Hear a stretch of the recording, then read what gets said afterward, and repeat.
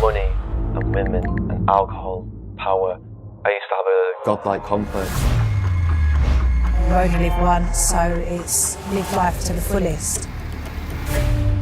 Basically feeling like there's no reason to live. I was on the football team, I was a superstar, I was in the paper, but I was not happy, man. Because I wanted to show people why Islam was a danger as a religion, and in the end I decided to write an anti-Islam book. Because today everybody feels challenged. We don't know what to do. We're frustrated. People are emotional. They don't have answers. And it leads to depression, it leads to anger. I see his character, I see the way he treated other people, I see how he treated his enemies. I think he is a prophet. So I thought to myself, okay, let's close the books, stop. This is going in the wrong direction. Coming into Islam has given me more than just the ultimate purpose, but a life's purpose as well. I didn't feel like I'm changing. I felt like I'm adjusting. I felt it was a continuation. I felt it was universal. Islam is a cure for everything. It's a guide to life, it's a way of life. How was your, teenage years? The teenage years for me was quite hard because growing up, I thought these things would make me happy, going out partying, drinking, girls. When I got to the age of 18, I was absolutely calamitized by money and women and alcohol, power. I used to have a godlike complex. I used to think I was better than people. Honestly, I used to think nothing can touch me. I used to think I had some sort of significance. And it was very, very wrong. I really hated who I was. I used to think these things would make me happy because I couldn't be happy. Nothing made me happy in this world. I was never happy. I could have all the money in the world. I'd have 10 women around me. I'd have a big pile of cash behind me. I'm not happy. Nothing would be happy. Nothing would make me happy, no matter what I'd done. And the older I get, the higher the levels got, and the more I'd get, and the more I wouldn't be happy. So, it got even worse because I thought, if this can't make me happy, nothing's going to make me happy. And I was miserable. I was absolutely miserable. I was lost. I had no guidance. I would drink myself to death on the night. No one's there for me when I was down and out. And no one was truly there for me as a friend. They'd only want me to go down with them. We'll all go down together. And what I used to think was a friend, it was not a friend at all. I know that now. What was your purpose before Islam and what is it after Islam? My belief system was that, YOLO, as we call it in the UK. You only live once, so it's live life to the fullest. The problem with that lifestyle is that there is no purpose. And so when there's no purpose, you fall into that kind of existential crisis of basically feeling like there's no reason to live. And I did get to that point a lot in my earlier life, where it's kind of like after the lights have dimmed and after the party stops, then what's the purpose of life? So Islam gave me not only a purpose in the next life of being able to attain long-lasting happiness in Jannah, but also Allah's given me gifts that I can use in this life, my voice being one of them, my interaction with people being another. So I think coming into Islam has given me more than just the ultimate purpose, but a life's purpose as well. What else happened that attracted you more to Islam? I remember hearing the Quran for the first time, and it was just so fascinating, so attracted to it, that I don't know what it says. I have no clue, right? I don't understand Arabic at that time. But it touched me, the recitation. And I felt when I understood Islam that it was not something new. I felt it was universal. I felt it was a continuation. I didn't feel like I'm changing. I felt like I'm adjusting. Knowing all the prophets, knowing the Old Testament, the New Testament, I felt like Islam was just the last testament. And then finally realizing that Islam is just the continuation of the same message. It makes sense. It's like it was La ilaha illallah, Musa Rasulullah, Isa Rasulullah, Nuh Rasulullah, Ibrahim, and now it's La ilaha Muhammad Rasulullah. Same, there's one constant, which is La ilaha, and there's variables. The prophets changed. It's perfect. It's the only thing that makes sense. You have been to Umrah many times, but when you went to Umrah for the first time, what was the thing that affected you the most and why? When I went to Masjid al-Haram, so many people in one area, all races, all colours, every single country, and I knew this was the answer. The people were here for the pilgrimage for Allah.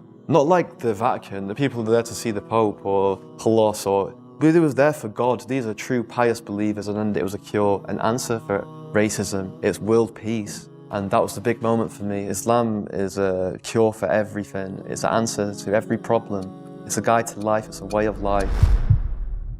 What surprised you the most while doing your research? The story about Hind, there was something that, like a switch, like I had to change. And that was because I thought Hind was the wife of one of the enemies, Abu Sufyan. And in a way, they gave money to kill Hamza, the favorite uncle of the Prophet. And that was what happened on the battlefield. He got killed. They even paraded with his ears and cut off his nose and horrible stuff. So the Prophet was deeply sad, of course, of what happened. And years later, he became powerful. He came in power in Mecca. And then there was Hind. And I was reading this book and I thought, okay, now she gets crucified or her head gets cut off or something like that. But he said, well, I cannot look at her right now, but everybody is forgiven. And if you want to stay here and live among the Muslims, it's possible. If you don't want that, you can go. But bloodshedding is over now. And I thought to myself that she was forgiven. If you can forgive someone who kills a relative, especially a favorite uncle of you, even starts parading with parts of his body to show other people that she humiliates you and whatever you stand for, that means you have such a great character. It's very special. It's something you don't see. And that's what he did. So I thought to myself, well, it was a really special guy. And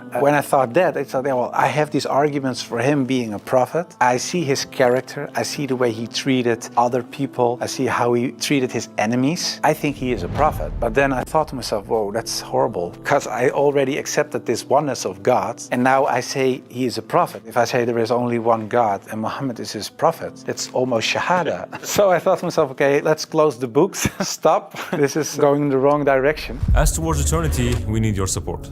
We are a charity organization that aims to spread the message of Islam to the entire world in 10 languages. With your support, you can help people convert to Islam, give up harams, start praying, wear hijab, learn to read the Quran, and so on. And get your share from all these good deeds, inshallah. Donate to Towards Eternity and don't miss this golden opportunity. What is the trait of the Prophet ﷺ that impressed you the most? The Prophet ﷺ would always somehow adapt to the people that he used to talk to. It's an amazing trait that he used to have. His behavior would never be the same with all the people. I mean, he would always be just. But if a child would come to him, he would adjust. If a desert dweller would come to him, like a Bedouin, he would adjust. If an educated people would come to him, he would adjust. He would adjust to everyone. A woman would talk to him, he would adjust. He would always come down to the level of the people. Even change his speech, even change his behavior. Even sometimes people would ask the same question, but knowing their background, he would give them an answer that they need to actually understand, and that would connect and help them achieve the change that they need in their life. I think that's something amazing. What impressed you the most about Prophet Muhammad ﷺ? The fact that the Prophet ﷺ was not allowed by Allah to chill out. He wasn't given any time for relaxation. If you study the seerah of the Prophet ﷺ in those 13 years and all the battles that he supervised and the battles that he engaged with and the treaties that he had written or that was given to him from Jibreel to have written and whatever, if you just look at his life, it was non-stop. And it's just unbelievable how that rate of activity consistently on an individual whose job it was to deliver the message, regulate the people, act as a judge, act as an arbiter, inspire the people, educate the people, be a warrior, a general, a head of state, a husband, a friend. How does he do that? It's because of the wahi. It's because God mandated that. And of course, I wasn't that anti-Islam anymore because of what I read, what I saw, and what I experienced. What I tell you now, it sounds a little like a fairy tale, but it really happened. In the end, there were all these books at the table, and when I had this feeling of, yeah, okay, this is Shahada in a way, I thought, well, I put all the books away, and I put the books on the highest shelf, but there were so many books that a lot of books fell off the shelf. And one of the books that fell off the shelf was the Quran. And when I picked it up, my hand was on a page with Surah 22, Ayat 46. And it says, it's not the eyes that are blind, but the hearts. And I thought to myself, that really is my problem, because it wasn't the eyes. I really could see what I written down myself. Nobody forced me to write this book. Nobody said you have to write this or that. I started writing myself, and I could see it with my own eyes, but I still couldn't accept the fact that I said, he is a prophet, there is this one God. I just couldn't. So it wasn't my eyes that were blind, but it was really my heart. I couldn't accept it. I think my nafs or whatever, my ego, I couldn't accept it. And I said, well, God, I don't care if it's the God from the Bible or the Quran, give me a sign or something so that I 100% sure know this is the way. And I went to bed, but when I woke up, I felt very secure in myself. I really felt very secure. I've never been more secure about anything else. The whole anxiety or the whole doubting issue, it disappeared like snow for the sun. And I thought to myself, well, I think I'm a Muslim. Well, and then of course I had to tell other people. What were the final steps of your journey to Islam? I woke up one day and I was at the lowest. And in my mind, I said, what are you waiting for? You know this is the truth.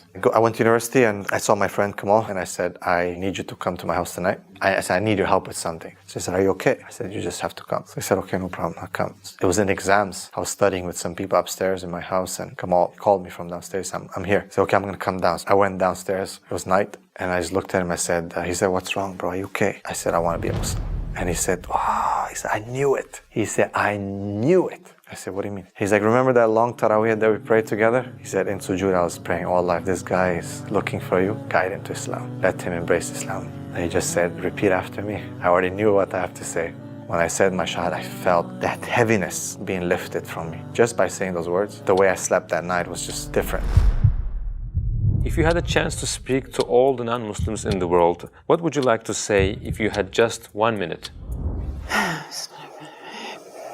Oh, you sitting at home now, you have times when you don't know why you're alive. You have times of sadness and loss and grief, and the fun just isn't working the way it used to. You have pain, and maybe sometimes you don't know why you're alive, and you want to ask somebody to help you, but you don't know how to ask, and everything feels like it's strange and unreal. God is one. When you feel like this, look at a rose in the garden and think that it makes scent for us. When you feel like this, look at the bees and just think how amazing that honey is so tasty, and it's also a healing. We give it for sore throats. Just think about how nature is there for us and how beautiful it is that the rain goes into the ground, into the roots of the trees, and then the trees grow a leaf or a flower, and then that flower becomes fruit that we can just eat, and it has goodness for us, and feel the loving and benevolent presence of your Lord.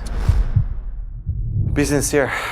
This is probably the most difficult thing in everything you do. Every book of hadith starts with this hadith. إِنَّمَا الْعَمَالُ بِالنِّيَّاتِ. Every action is according to its intention. Because it is intention. Sincerity, ikhlas. As Sufyan al-Thawri rahimahullah said that مَا وَجَدْتُ شَيْءٍ عَلَيْهِ أَشَدُّ مِنْ نِيَّتِي. I didn't find anything more difficult upon me than my intention. Sincerity. If you're sincere, if you really want God, you want Allah, you'll find it. You'll find it. So if you're sincere in anything you do in life, I think in the end, the outcome is always going to be positive.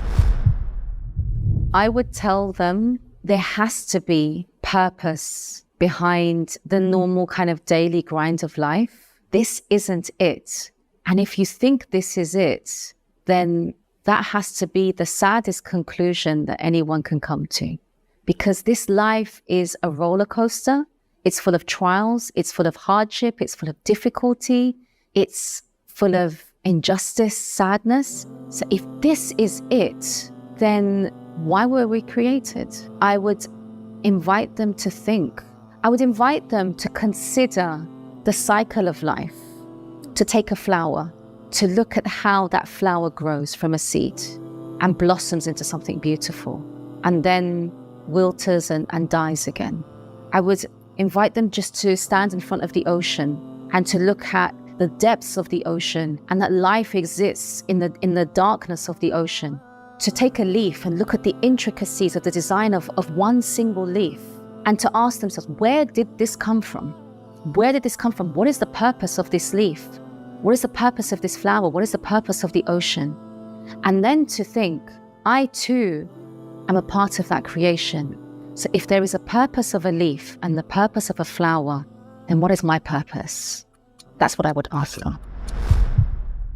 I would say, as a people, we need to learn how to think. So we get so caught up in living that we don't think much like, what are we living for and why are we living? And sometimes you have to pause life and stop and think. Don't get influenced just by your heritage. It's like, because I'm born in England, the Church of England, I'm going to be a Christian. And that means if I was born in Israel, I would have been a Jew. So it's not about what's the truth, it's just about what I inherit. I don't think religion should be an inheritance. We should search for the truth, and we should research. My message would be, don't listen to media, don't listen to politicians that speak negative about Islam. Do your own research. You're always responsible for your own knowledge. If you don't understand anything, do research. And it's very easy. There's a lot of content on social media. You can read a lot about Islam. Go to a mosque, speak to an imam, go to Muslims, talk about this religion, and just don't follow blindly what the media and politicians are telling you. Do your own research, and then you will find out, inshallah, that Islam is the solution and Islam is the truth. I would tell all the non-Muslims of the world that you are born Muslim. You are born knowing that there is a higher power. It's the best feeling in the world when you finally revert to who you were when on your first day taking a breath on this earth. When you were Muslim, it's the best to revert to that kind of mindset because it's who you are naturally. We all know that there is an afterlife. We all know that there is a God, and it's through the teachings and people and society that we kind of stray away from that. So I want you to see Islam as not some sort of abstract, different, pushed off to the corner kind of cultural concept, but instead Islam is a universal message for all of mankind. To be Islam, you just have to believe that there is one God and Prophet Muhammad, peace be upon him, is his last and final messenger. That's all you have to believe. I became much more happy after I became Muslim. So I would like to invite everybody to become Muslim, just because it brings peace to your soul and peace to your heart. It is the truth, it resonates with heart and soul. At least look at it from an Islamic perspective, try to read and study the life of the Prophet, try to understand what the Muslims believe, not so much the behavior of Muslims, because there are a lot of Muslims that don't live like Muslims, including myself. I don't always live like a Muslim, I should, we all do, but you should look at the example of all examples, and it was the Prophet. And if you study his life, perhaps you find guidance that leads you to the truth.